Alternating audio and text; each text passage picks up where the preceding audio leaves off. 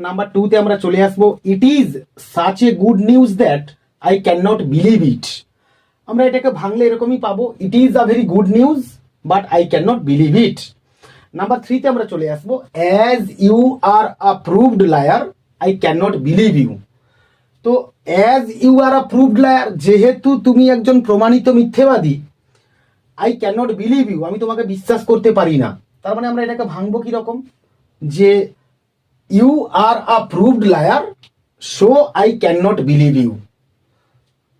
Next আমরা number 4 এ চলে আসবো, যে being tired by a long walk the traveller sat under a tree.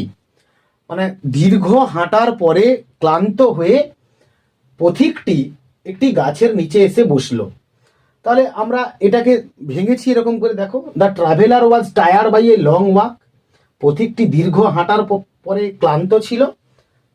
তারপরের বাক্য এরকমই নিয়েছি, যে so he sat under a tree.